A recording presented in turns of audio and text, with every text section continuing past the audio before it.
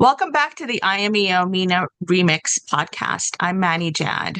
Every month, we take a look at some of the biggest headlines coming out of the Middle East and North Africa. Not just what happened, but why it matters and what questions it leaves us with.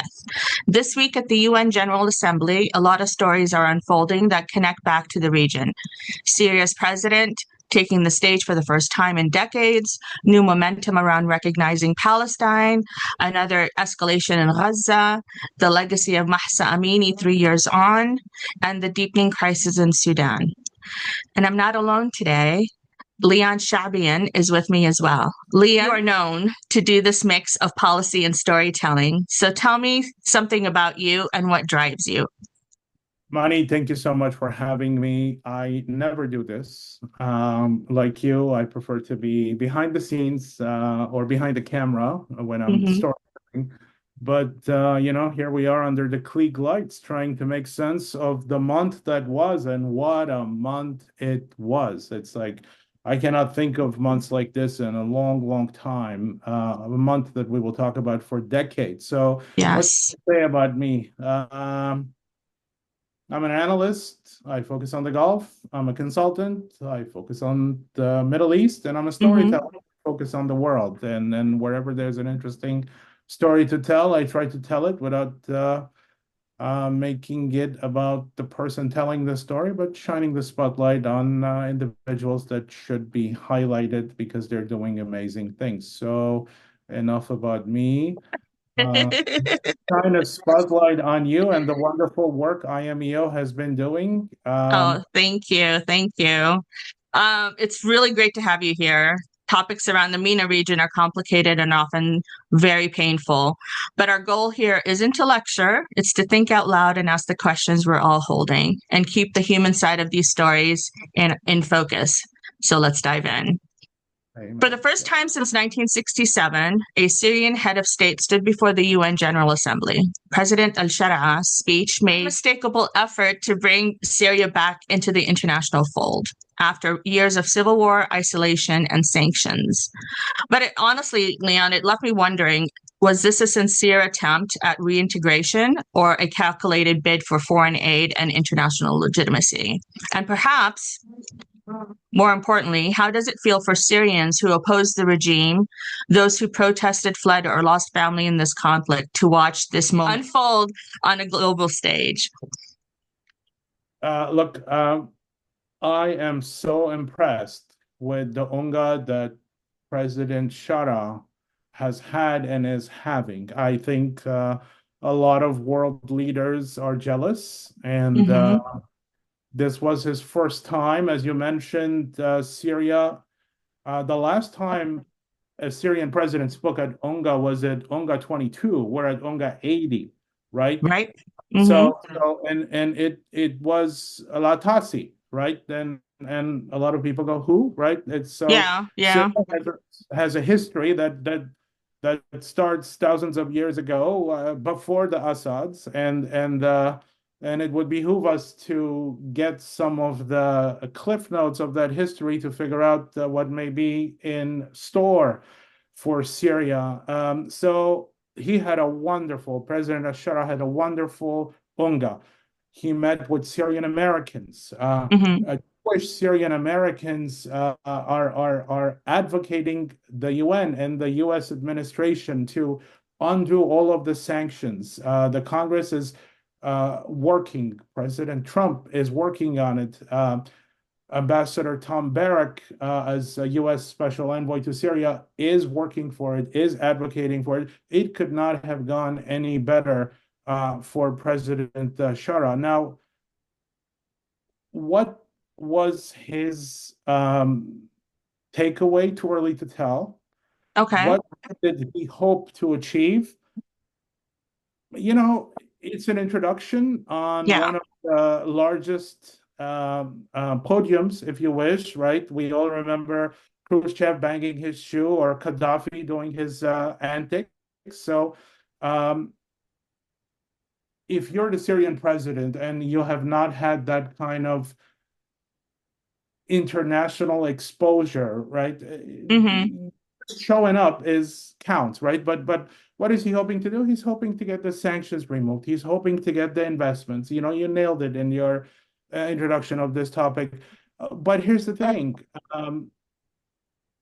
There's a difference between MOUs and investments that are hitting bank accounts in Syria, Mm-hmm. right? And at some point, once these sanctions are removed, that will be the test for countries or corporations to say, oh, wait, I don't have to worry about US or UN or other bilateral sanctions on Syria. I can actually invest. Do I feel comfortable enough to do so at this juncture? Mm-hmm. That's So, true. Yeah. so too early to tell.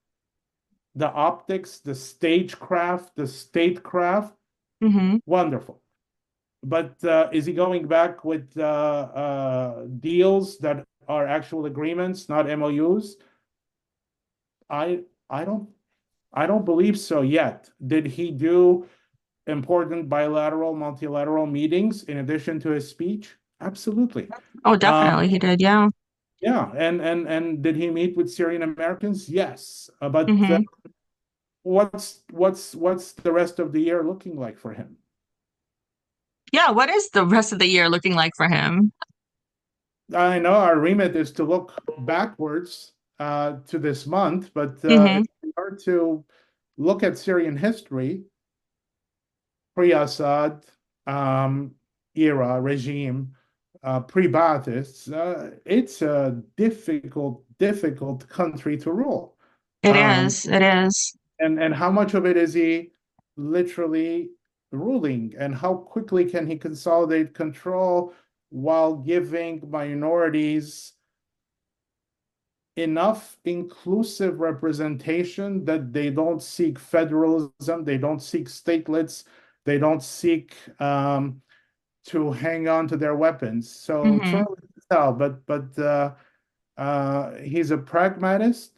He's shown that. I think he impressed a lot of people this week. Uh, Mm-hmm. he's really adaptable. He's advised well. He's trained well to go in and he's a good communicator, and can he deliver? I think, And yeah, that's the biggest issue, right? Right, if he can deliver or not. And I have the utmost faith in him that he can deliver. I hope not just for himself and his integrity and his the way he looks on the world stage, but more importantly to the Syrian people, he needs to deliver because they've just gone through too much. And I'm rooting for them. I'm rooting for him, and I hope that it'll happen. It'll happen for them, and they can, re- reinstate themselves rightfully so in onto this world stage. what I do know of Syrian history really worries me, Money. Yeah. How so? Well, Syria was never a unitary country. It almost was like Germany or Italy, where Mm-hmm. you can talk about. So Syria to me came to be a unified country not too long ago, right? So you have, I'm sure, with all your Syrian friends, they take particular pride in telling you why they're from Aleppo and not from Damascus, and never Yes. mistake the two, right? Yes. Mm-hmm. So you know, the it's a melting pot of people from diverse backgrounds and ethnicities and religious confessions put together, unified late, with very different local flavors, if you want, right? Correct. With Yeah. different history for Damascus, and a different history for Aleppo, and a different history for different parts of the country, and they had difficulties in ruling as a unitary state after they got together, and then all of these issues that never got resolved the way they got resolved elsewhere were just kind of squeezed by the dictatorship. And Mm-hmm. decades, there were refrains that, okay, once these Alawite overlords are gone, then we, the majority, or a minority of that majority that's very outspoken, know how to deal with the minorities that the minority rulers have given outsized influence in Hmm. Syria. We had a Christian church being bombed by terrorists, and the Christian community was particularly impressed with the Syrian central government's response to that tragedy. And you have the Kurds kind of going, okay, President Shara is pro-Turkey, and Turkey may play an outsized role. So what do we do? And then you have Russia wanting to claim its part again, reclaim Iran likewise. Hmm. Russia and Iran lost a lot once the Assad regime fell. You have the U.S. trying to protect equities. You have ISIS that is gone, but kind of festering in camps, Yeah, right? yeah. Self-radicalizing again. And then you have Israel that's looking at all of this and going, it's wonderful. All of you think that President Shara is amazing. We have Hmm. reservations, and we're going to act on those reservations. So, President Shara, we all wish him best of luck for the sake of the region, for the sake of Syria, for the sake of the Syrian people that have been through a lot. Hmm. But he has a difficult job. He does. I don't know. I don't envy him or his position, to be honest. I think it's to just get all the factions to agree on anything is going to be hard. Who do you think he's surrounding himself with? Do you think he has the right advisors surrounding him? Does he have the tools to be successful? Um, and if not, I don't know, what would be your dream, the unity around him to make sure that he doesn't fail? What could we Uh, do? all right. So, if we are to think of him as clearly, he has the right advisor when it comes to what to say, what to wear, how Yeah, to. that he's got that great. He did a great job. So, Yeah. advice, go to those folks and say, I have the stagecraft down. Help me with statecraft. So I need advisors on, Hmm. helping me make my government more inclusive. What does that mean? It means appointing some minorities as ministers, right? Yes.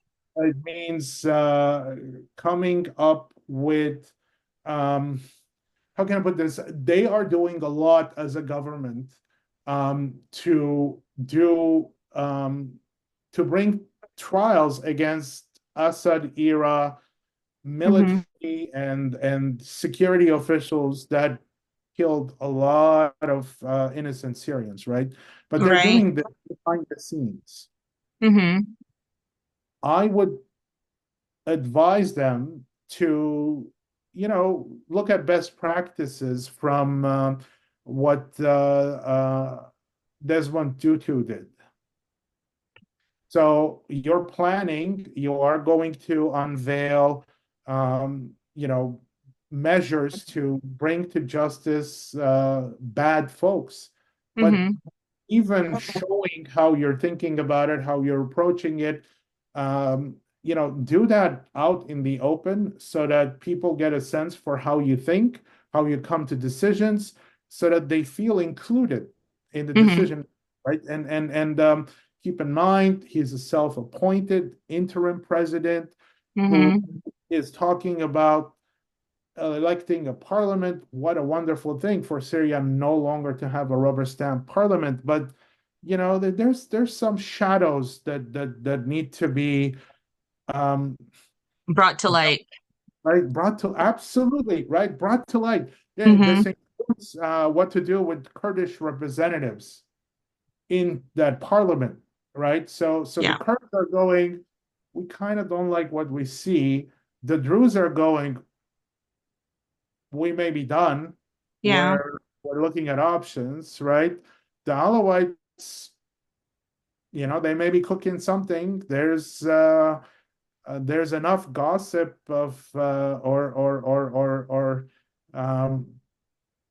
rumors of potentially even Hezbollah being in North Lebanon, trying to find a way to go support remnants of the Assad regime that have taken off their uniforms, that are in the Sahel region, to kind of carve out their own enclave, so I think in the next few weeks, in the next few months, once enough sanctions are lifted, we will see how he deals with these big issues.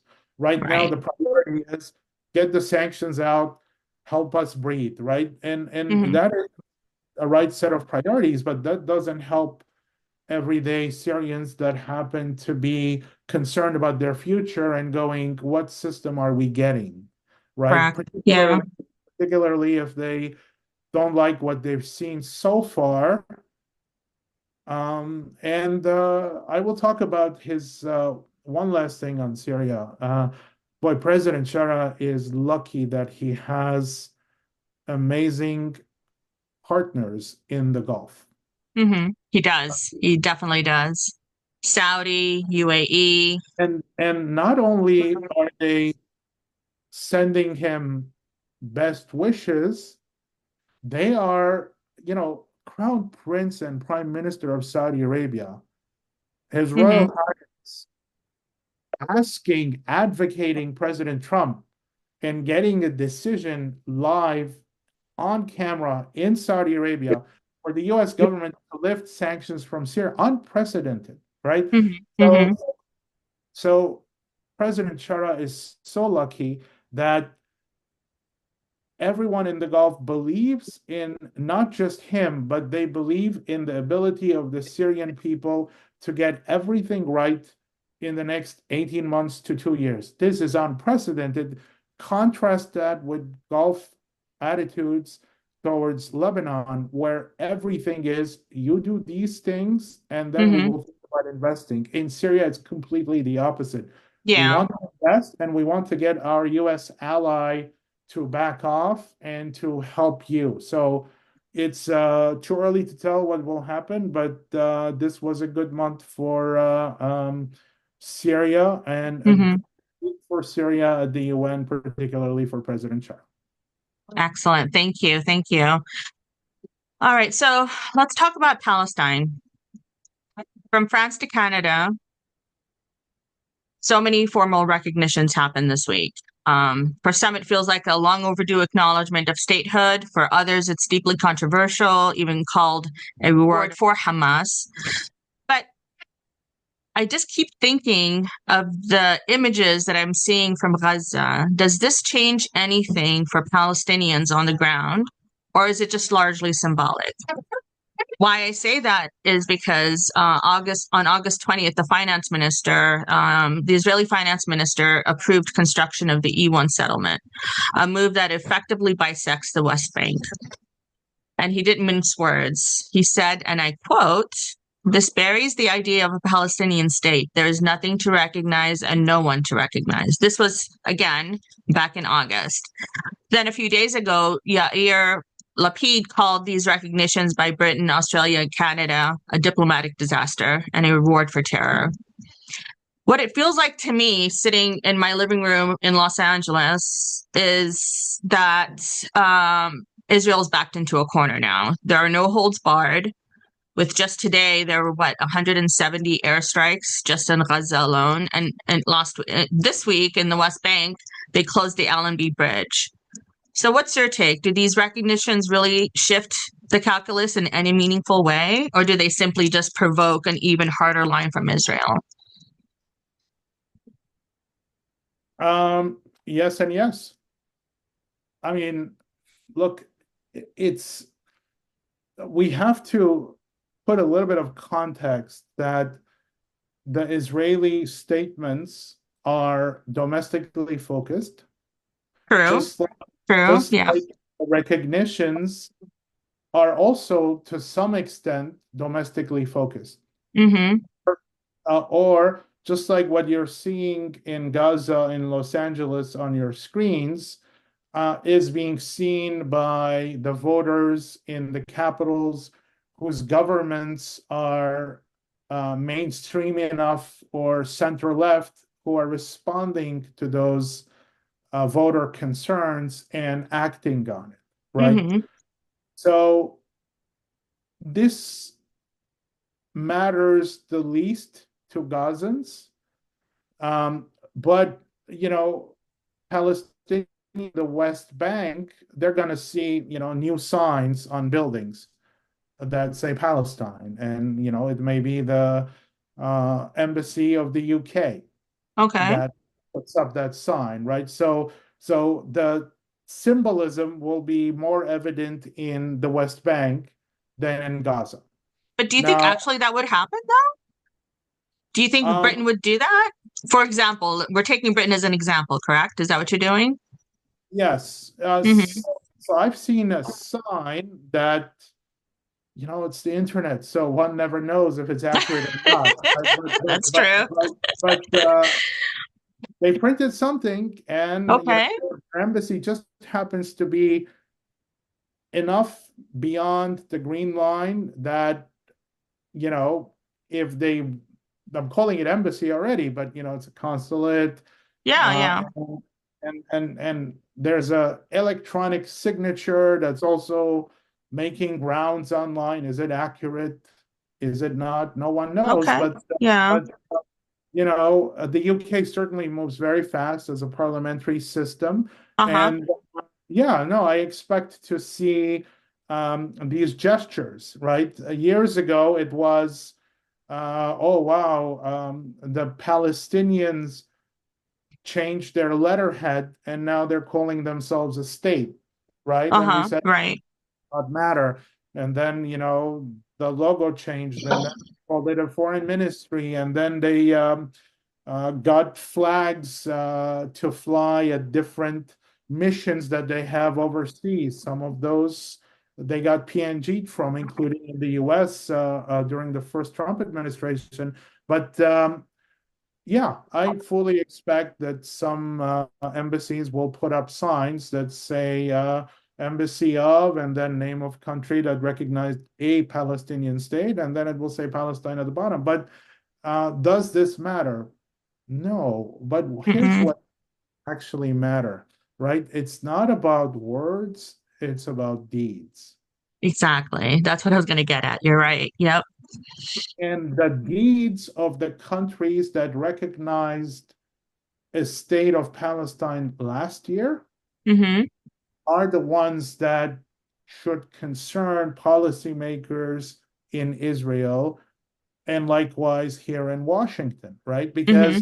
Because in response to France and the UK and others this week and this month recognizing Palestinian statehood, um, countries that recognized last year are taking actions. And, it could be that they just want to remind everyone, hey, we did this too, but we did it before. So how can you re-recognize? You can't, right? Right. Great way to get mentioned again in media coverage is, Slovenia today saying, okay, well, we're not interested in overflights. We're not interested in a lot of things that are happening. So we want everyone to know, and we're going to take the following measures. Or Spain saying complete embargo on weapons, right? Mm-hmm. Mm-hmm. And these are two countries that recognized in 2024. So Yes. that is okay. If you are responsive enough to your own voters and to what you're seeing on your TV screen, and you last acted a year ago and not much changed, and now dozens of other countries are acting, you may still be responsive to your own voters and to your own coalition partners to take action. And that is what we're seeing this week and this month, right? Mm-hmm. And if you want like a minor tangible example of this, just look at the online tracking of Prime Minister Benjamin Netanyahu's flight to Yes. UN, Mm-hmm. right? Yeah. So I feel bad for um, Israeli citizens that have to navigate the world as it's changing around them, Yeah. as it's closing on them. And, I'm not talking about government officials. I'm talking about people that work hard and want their kids to have education abroad and want to maybe go see foreign countries or be on a beach somewhere Yeah. is a year, right? So Yeah. Yeah. I mean, at the end of the day, my at the end of the day, what do I want? I want to see the people, not the government, succeed. And by succeed, I mean just basic human rights of being able to work, being able to clothe themselves and their children, being able to put food on the table. That's what it boils down at the end of the day. And that's both for Palestinians and Israelis, and we'll speak about this later, and Sudan, and and it's so frustrating when these governments are not, they're just worried about their seat, and they're not worried about generations to come and current generations. What kind of world are we leaving the future generation with? It's the question that keeps me up at night, to be honest. And I just don't understand what's happening, to be honest. And we have to do better. We have to do better as people. We can't fail these children. We really can't. And I know that's probably more of the humanitarian side and not the political, geopolitical, all of that. But it, I think these governments and these presidents that have stood up on stage need to realize that it's not just government to government. There's people involved, and the future involved. where do you think you will be on this 10 years from now, when you look back personally? I would love to see a two-state solution. I think there's no other way around it. There really isn't. Um, how is that going to happen? I'm not entirely sure.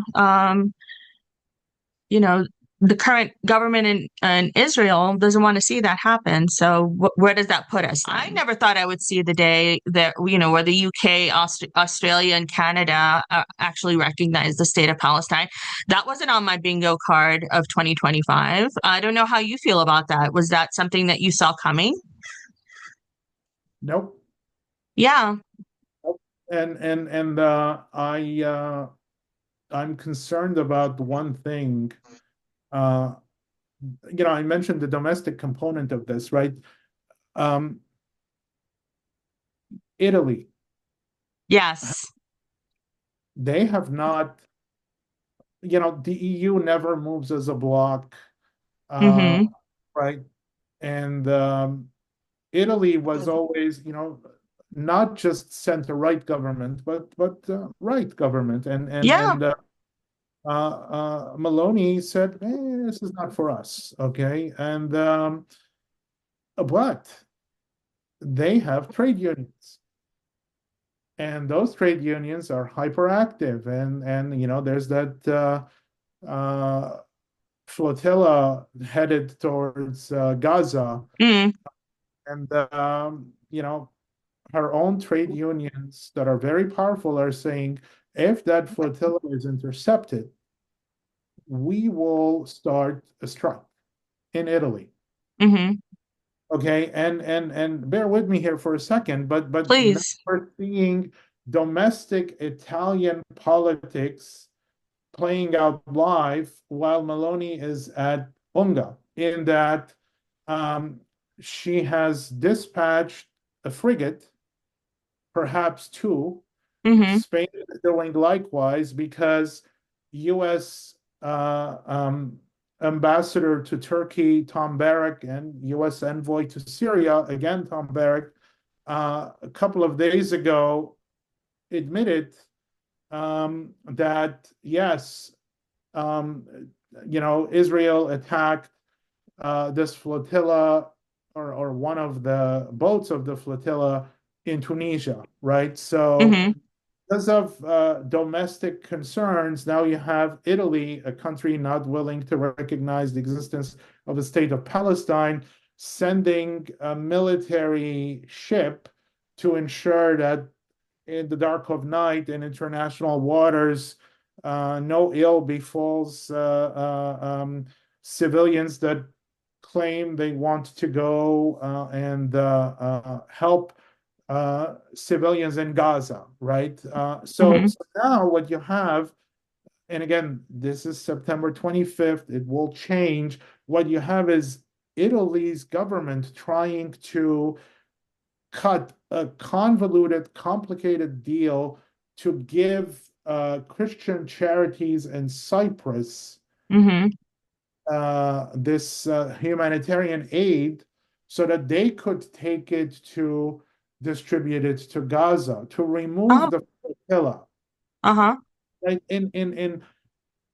During Unga Week, when leader Maloney is this busy, the fact that she's spending so much time on these issues goes to show you the extent to which, even though she hasn't recognized, even though she is of the political ilk that finds the governing coalition in Israel to be, of the same current, anti right, and no time to go into those details to do comparative politics, but there is nimbleness in European response. It is not just come up with a dry erase board and put all the countries that have recognized the existence of a Palestinian state and the ones that have not. No, Yeah, yeah, recognition is not the same. Every country puts its own um, caveats to that recognition. We recognize the state of Palestine as long as there's no Hamas ruling Gaza. And then some country goes, yes, but also the following preconditions. So, what do you do with Italy? They have not recognized the Palestinian state, but they mm-hmm. are protecting a flotilla that's trying to break an Israeli embargo on Gaza that's been around for a generation.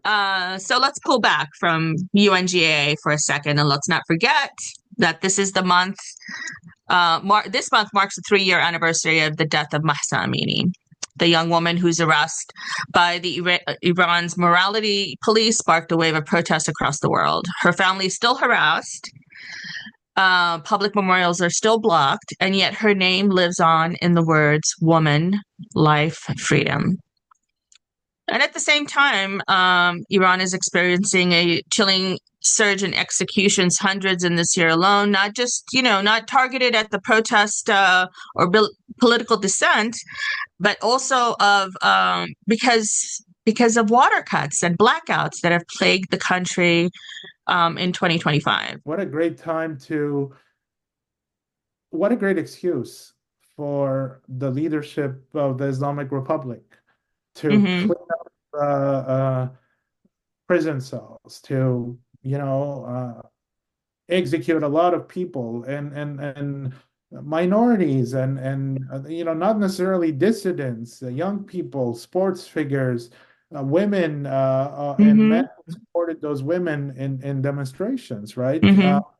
So it gets me that um, the non-Iranian minorities have been targeted to a much larger extent than before Mm-hmm. after the 12-day war.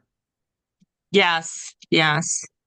So we had a concern here in Washington, folks that look at what's happening in that part of the world. We were concerned, all these Afghan refugees being sent home, whether it's in the subcontinent or elsewhere, Mm-hmm. and where are they being sent to, and how long have they been away? Now we have to include Iran into that, where Afghan refugees are being sent back by Iran, and Indians who are working there, if you are the Islamic Republic and you failed miserably if your security services were penetrated to that extent that you know, so far removed from seeing your bell sheep of your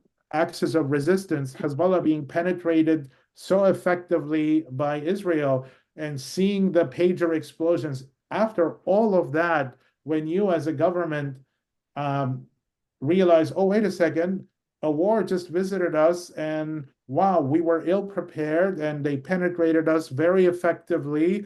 Oh, it's those Afghans and those Indians, and they're responsible. So, you know, it's a great way to blame the foreigner and to jail them, exile them, execute a few of them, and parade them on camera and say they were all working for the Israelis, Mm-hmm. right? The good timing to clean up the prisons, and unfortunately, um, these prisoners are you know, who's going to help them?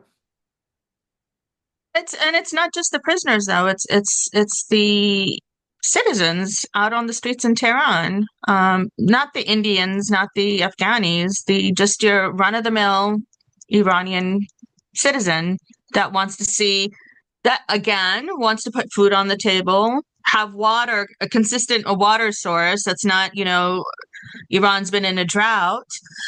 What's happening? What are they doing? So instead of trying to, I don't know, call out the US and Israel for carrying out surprise strikes and, during a time of diplomacy.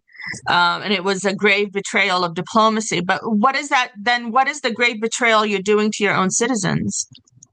You have to look at yourself in the mirror at that point. Okay, yeah, Israel and not excusing you what US and Israelis did, but what are you doing to your people? Does it You know, really matter? I mean, it's just so things like this really drive me crazy because there's most of these governments. I'm not targeting just is Iran right now, but speak from both sides of their mouths. To be honest, don't do this, but hey, we'll turn around and do that. So that's what's frustrating for me. so brilliantly put. Habibi. What is there to add on this, right? But like, you know, and don't blame October 7th. There were Iranian protests in the streets, not just the women's Oh.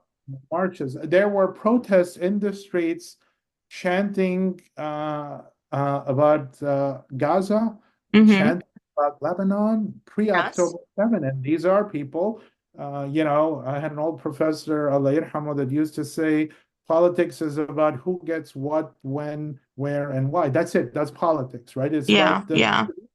and so if you're the Islamic Republic and your constitution says we must export the revolution, and your annual budgets allocate so much to foreign adventures, and your members of the Majlis, some of them brag about how many Arab capitals are in their pockets that they're running.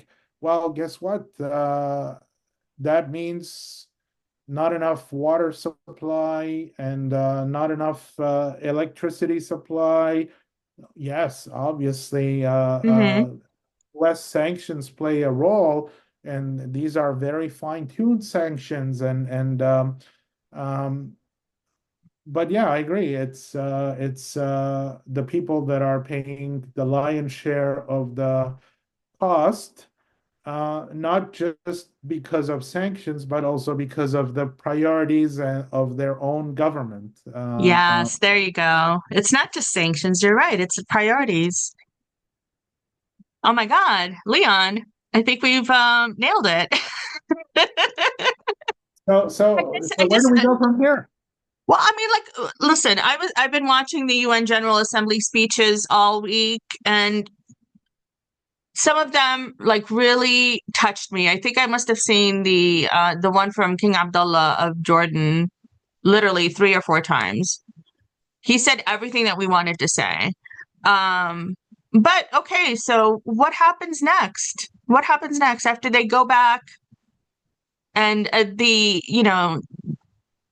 excitement and the energy from the UNGA and all of that dissipates? What happens to, again, don't want to sound like a broken record, but what happens to the people?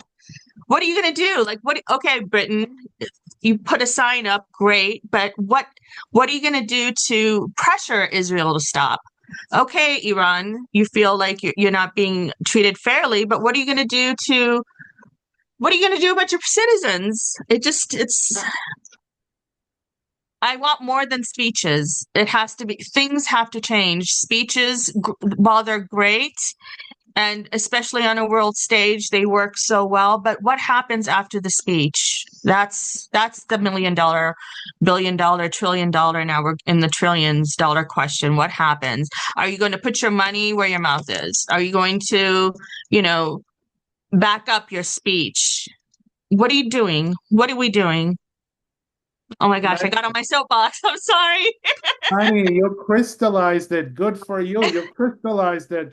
So Your Majesty, actions, Yeah, actions. Manny has watched you 3 times, Your Majesty. Actions speak. And oh, by the way, um, there's nothing to add. That was brilliant. But just a couple of little things that are please, concerning please. Yeah, for the future, not for September 2025. Israel is starting a new division that will focus on its border with Jordan. mm, yeah, And you mentioned the Allenby Bridge closure. That was because of a 57-year-old from Jordan who was bringing in humanitarian supplies, who killed a field-grade Israeli officer and a non-commissioned Israeli officer, right? mm-hmm, And keep in mind, there's a peace treaty for decades, and these are 2 great US allies. And yeah, so you nailed that. And here I am saying there's this to be concerned about, right? yeah, For decades, these are 2 countries. Israel never had to worry about Jordan. yeah, Jordan never had to worry, the taxpayer funding every year. mm-hmm, Uh, it's not necessarily a people-to-people peace, but it's a wonderful government-to-government security cooperation and cooperation across the board, the kind that we love to see here in Washington. And mm-hmm, here we are with the King of Jordan really concerned about his prerogatives as the custodian of the holy sites in Jerusalem, of and course. Yeah, the Israeli government concerned enough about Jordan that they're like, oh, we're having difficulty spinning up enough reserve troops almost 2 years into the war. We have to enlist the ultra-Orthodox who don't want to serve. And even though we have difficulty in sustaining this force projection to operate in 7 different Arab countries, perhaps more in the future, we're going to choose this moment mm-hmm, to stand up a new division, one that we never needed in the decades that we have had peace with Jordan. So mm-hmm. that's me ending it in a negative note, but yeah. See, I mean, I had no idea, to be honest, so thank you for that. Thank you. Okay, one more item. Sudan. I'm not going to sit here and say I'm an expert because I'm not. I'm finding myself torn as well. Why are people not focusing on Sudan the way they're focusing on Palestine? Why doesn't the world know more about what's going on in Sudan and the Congo and? There's so many places. So why is it that everybody is focusing on Palestine? Is it because it's been going on for so many years? But I don't know. Like when you have 9 million people displaced and and food and medicine running out. And again, these factions are warring with each other, and it's been going on for over 500 days. And, a drone killed, 70 people in a mosque. The RSF is now floating plans to form a rival government. That's a lot. It's a lot for, again, a citizen of the United States who lives in LA wanting to help there as well. What does one do? How do I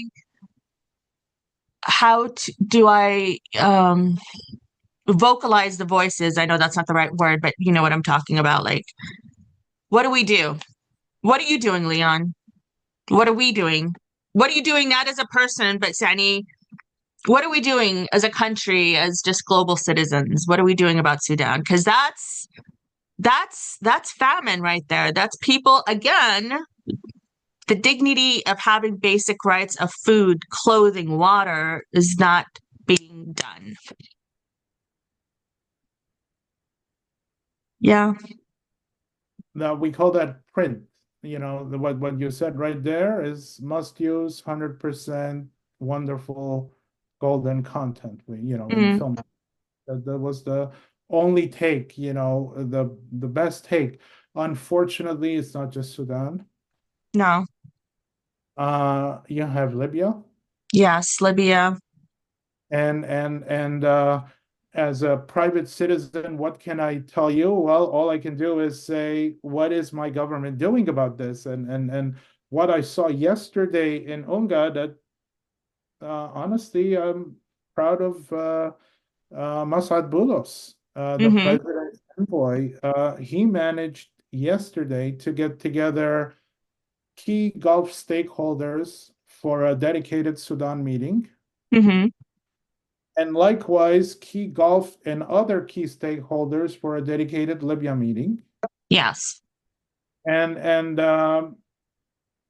to see multilateral collaboration at the behest of the U.S. government and getting the right people at the right time in the right room. And